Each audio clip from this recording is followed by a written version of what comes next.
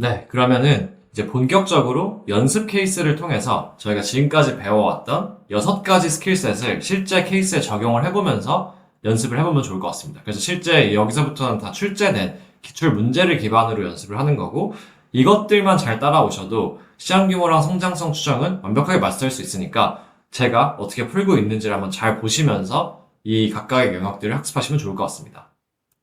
일단 첫 번째 케이스는 이제 클라이언트는 PE이고요. 즉 사모펀드이죠. 그래서 프라이빗 에쿼티를 줄여서 PE라고 부르고 이런 투자자를 보통 이제 아까 말씀드렸던 FI 투자자라고 봅니다. 그래서 치킨 프랜차이즈를 하나 인수하고 싶은데 컨설턴트님께 국내 치킨 시장의 규모와 향후 성장성에 대한 자문을 요청했습니다. 어떻게 조언을 하실 건가요? 가 이제 케이스라고 가정을 하겠습니다. 그래서 이건 사실 많이 출제됐던 케이스 중에 하나고 워낙 이제 치킨 관련된 프랜차이즈 인수도 활발하게 일어나고 있다 보니까 이런 케이스는 아마 또 나올 수도 있는 케이스입니다. 그럼 일단 이 케이스를 풀기에 앞서서 저희가 케이스 인터뷰 풀이 순서가 있다고 말씀드렸죠. 그래서 이 5가지 스텝을 어떠한 유형의 케이스가 나와도 밟으셔야 된다라는 말씀을 드리고 먼저 시작하겠습니다. 그럼 이제 첫 번째인 문제 확인과 스코어 합의를 해보겠습니다. 그래서 이 단계에서는 방금 면접관이 얘기해준 케이스를 저희가 노트에 적었겠죠? 그럼 그 내용을 한번 요약하고 풀어야 될 문제의 범위를 면접관과 얼라인한 단계입니다. 그래서 제가 이걸 다시 해본다면은 네, 케이스 잘 들었습니다. 제가 케이스를 한번 요약해서 말씀을 드리면은 저희 클라이언트는 사모펀드이고 치킨 프랜차이즈 업체를 하나 인수하려는 관점에서 국내 치킨 시장의 현재 규모와 성장성에 대한 답을 드리면 되는 걸까요? 라고 요약해서 다시 한번 전달하면 됩니다. 그럼 면접관이 네, 맞습니다. 라고 이제 답을 줄 거고 그럼 저는 네, 그러면은 이 케이스를 진행하기에 앞서서 몇 가지 질문을 드리고 시작하고 싶은데 혹시 제가 질문 드릴 사항들을 좀 정리하고 말씀드려도 될까요? 라고 하고 질문하고 싶은 사항들을 정리한 다음에 두 번째 스텝인 클래리피케이션으로 넘어가시면 됩니다.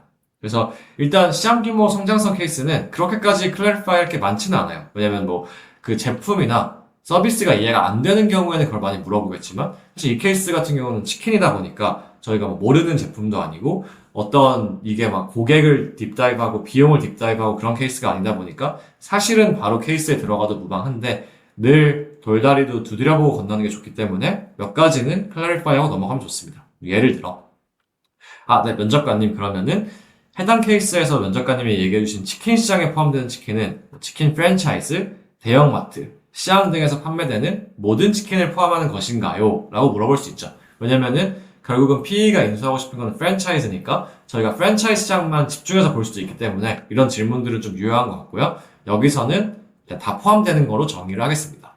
그다음 두 번째는 팔로업이지만 혹시 조리 방식에 있어서도 튀긴 치킨과 구운 치킨이 모두 포함되는지도 궁금합니다라고 물어볼 수 있죠. 그래서 요즘에 또 워낙 뭐 굽네 치킨이라든지 뭐 숯불 치킨 같은 것도 많아지다 보니까 그거까지 다 보는 건지. 근데 뭐 당연히 다 보는 게 맞겠죠.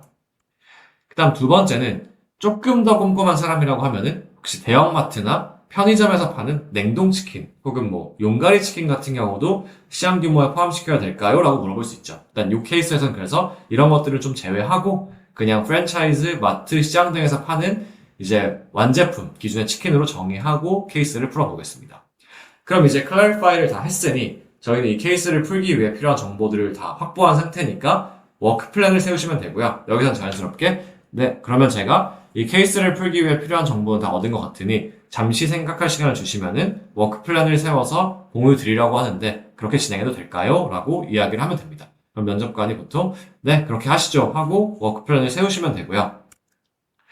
사실 뭐 시장 규모 문제는 워크 플랜이 거의 다 똑같기 때문에 이 두 가지 정도만 언급하시면 됩니다. 그래서 여기서는 전 첫 번째로는 B2C 수요 기반의 어프로치로 국내 치킨 시장의 규모를 핵심 드라이버로 쪼개서 현재 시장의 규모를 수정할 예정이고 두 번째는 그 쪼갠 드라이버를 기반으로 이 시장이 성장할지 유지할지 하락할지에 대한 방향성을 전달드리겠습니다. 라고 투 스텝으로 말씀드리면은 너무 당연한 얘기이기 때문에 그렇게 하라고 할 겁니다.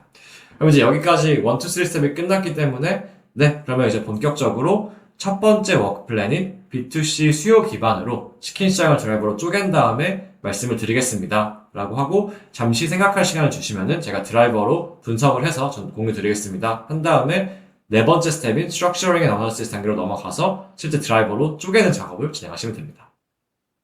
그래서 시장 규모랑 성장성을 구하는 거는 크게 5가지 스텝이 있었죠. 그 중에 첫 번째는 저희가 어쨌든 간에 국내 치킨 시장을 뭐 A 곱하기 B 곱하기 C 곱하기 D 같은 형태의 식으로 먼저 표현을 해야 돼요. 그래서 지금 제가 어떻게 풀지에 대한 저의 드라이버를 공유 드릴 건데 잠깐 이 강의를 멈추시고 한번 생각할 시간을 가진 다음에 어떻게 쪼갤지를 먼저 해보시고 보는 게 더 효과적이실 거예요. 그래서 여기서 한번 잠깐 파уз 해주시고 뭐 직접 드라이버로 쪼갠 다음에 보시면 좋을 것 같습니다.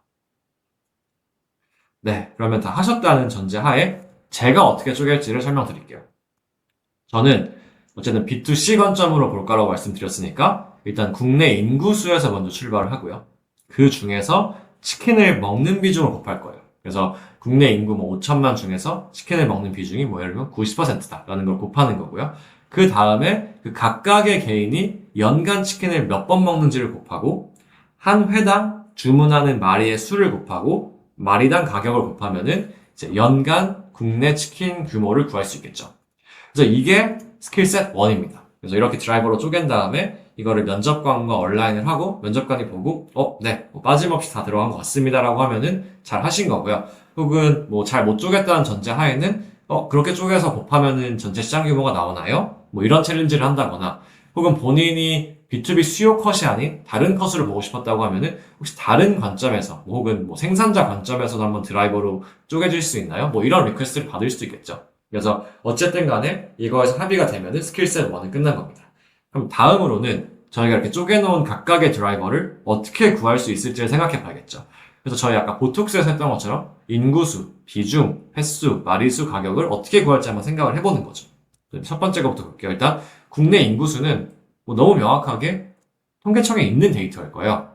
그래서 여기는 그냥 리서치를 통해서 통계청 데이터를 활용한다라고 말씀을 드리면 될 것 같고, 그 다음에 치킨을 먹는 비중 같은 경우는 이제 먹지 않는 사람들을 발라내면 사실 구할 수 있겠죠. 그래서 이거는 어느 정도 가정을 해도 될 것 같은데, 뭐 종교적인 이유, 건강상의 이유, 혹은 뭐 채식주의 같은 가치관적인 이유로 치킨을 먹지 않는 비중을 제하고 그냥 90%를 가정하겠다. 뭐 이런 식으로 적용하면 될 것 같습니다.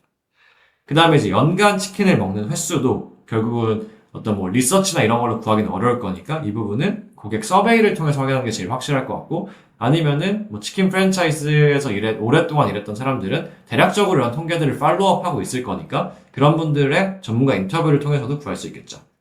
그 다음에 회당 주문하는 마리수는 사실 뭐 가구 크기에 따라서 뭐 한 마리에서 두 마리 사이가 되겠지만 평균적으로 그냥 한 마리를 시킨다라고 가정해도 무방할 것 같고요.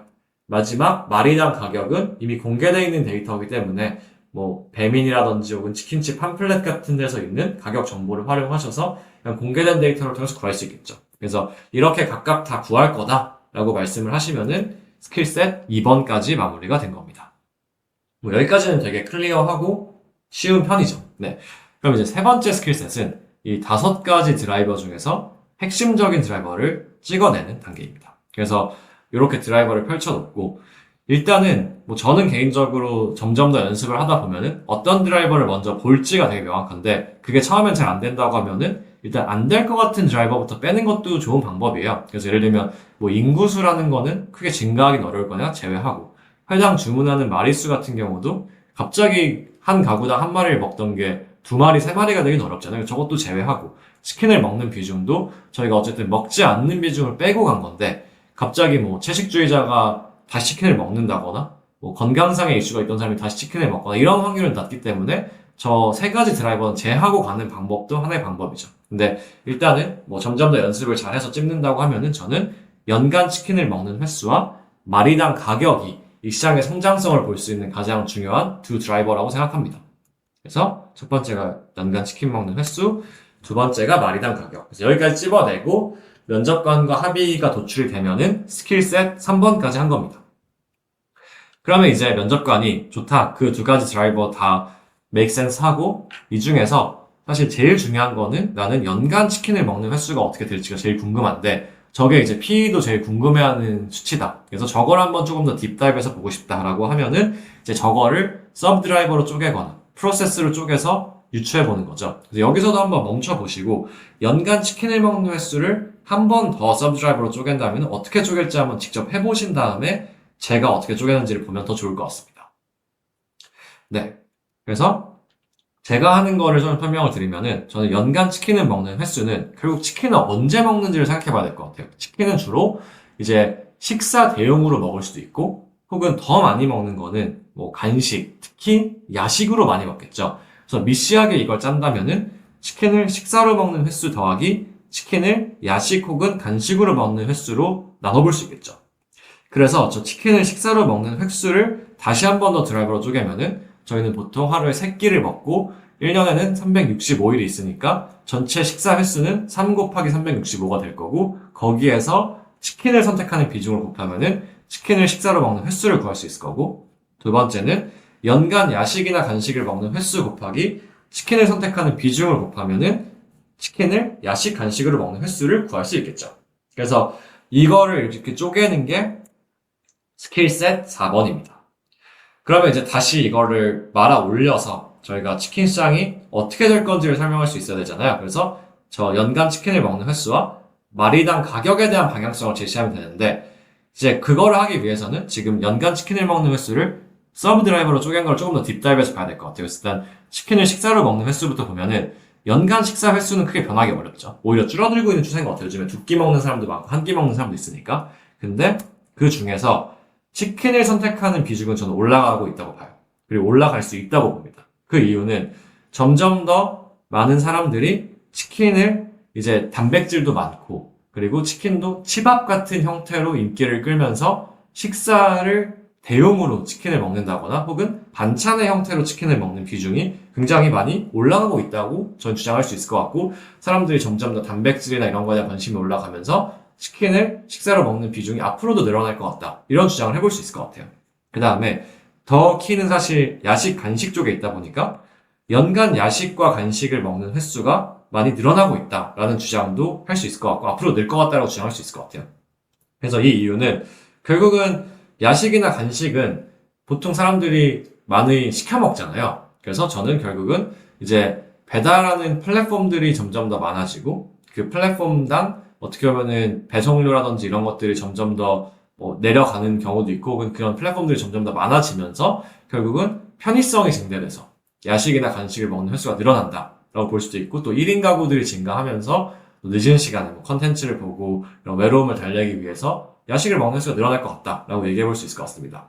그 다음에 치킨을 선택하는 비중 역시도 야식이라는 카테고리 안에 여러 가지가 있죠. 떡볶이도 있고 피자도 있고 햄버거도 있고 여러 가지가 있지만 아까 앞서 말씀드린 거랑 비슷하게 상대적으로 사람들이 조금 더 건강한 옵션들을 찾고 있다 보니 단백질 함량도 높고 요즘에는 구운 닭도 비중이 많다 보니까 훌랄라라든지 굽네치킨 같은 그런 옵션들이 늘어나면서 사람들이 야식 안에서도 치킨을 조금 더 많이 선택하고 있는 것 같다. 그리고 앞으로도 그럴 것 같다라는 주장을 통해서 연간 치킨을 먹는 횟수는 늘 것 같다는 주장을 해볼 수 있고요.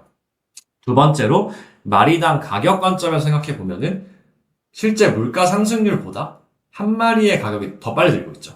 그 이유는 저는 두 가지라고 생각하는데 하나는 이런 배달 플랫폼이나 이런 데 입점하면서 수수료도 올라가고 하다 보니까 이런 업주들 혹은 점주들이 가격을 더 많이 올리는 부분도 있을 거고 두 번째로는 점점 치킨이 프리미엄화 되는 것 같아요. 그래서 예전에는 그냥 프라이드와 양념밖에 없었다면은 지금은 까르보나라 치킨, 마라치킨 이런 것처럼 막 프라닭같이 되게 고급스러운 브랜딩을 하는 치킨 브랜드들도 나오면서 전체적인 마리당 가격이 되게 가파르게 상승하고 있죠. 그래서 제가 생각해 봤을 때도 불과 몇 년 전에 10,000원 초반대였던 치킨이 지금 거의 20,000원을 향해서 가고 있다 보니까 연간 치킨을 먹는 횟수도 늘어나고 있고 한 마리당 가격도 늘어나면서 이 시장은 성장할 것 같다라고 말아 올려서 결론을 내려볼 수 있겠죠. 이렇게까지 다 끝나면 이제 마지막 스텝이 남아 있는데요. 여기서 이제 앤서 딜리버리 단계라고 해서 답부터 먼저 얘기하고 지금까지 제가 풀어왔던 순서에 따라서 내용을 요약하는 겁니다. 그래서 이것도 한번 보여드리면은 제가 봤을 때는 국내 치킨 프랜차이즈 시장은 성장하는 시장일 것 같습니다. 그 이유는 크게 연간 치킨을 먹는 횟수와 마리당 가격이 증가하면서 발생할 것 같고요. 좀 더 구체적으로 말씀을 드리면은 연간 치킨을 먹는 횟수는 결국에는 연간 식사하는 수에서 치킨을 선택하는 비중이 올라가는 게 있고 간식과 야식으로 먹는 비중 안에서는 간식과 야식을 먹는 횟수도 늘고 그 안에 치킨 선택 비중이 늘어나면서 증가할 것 같습니다. 마리당 가격은 점점 더 치킨이 프리미엄화 되면서 가격이 빠르게 오르고 있기 때문에 저는 이 시장은 성장하는 시장으로 정의하고 싶습니다. 정도를 마무리하고 끝나면은 이 케이스를 다 푼 겁니다. 그래서 이렇게 쭉 하는데 대략적으로 시장 규모 케이스 문제 중에 이렇게 난이도가 많이 높지 않은 거는 한 20분 정도면 끝날 거예요. 근데 지금은 물론 제가 혼자서 하고 있다 보니까 조금 더 빨리 끝난 느낌인데 면접관께서도 이 각각의 영역들에 대한 챌린지를 할 수도 있고 뭔가 온라인이 잘 안 돼서 다시 푸는 것도 있을 거니까 그런 것들을 감안하면은 보통 시장 규모 문제는 뭐 20분, 25분 안에서 끝나게 돼 있습니다. 그래서 지금 풀었던 문제가 사실은 가장 기본적인 유형이고 B2C 케이스다 보니까 뭐 저희가 너무 잘 알고 있는 그런 제품이어서 제일 접근하기 쉬운 그런 형태의 케이스라고 이해해 주시면 될 것 같습니다.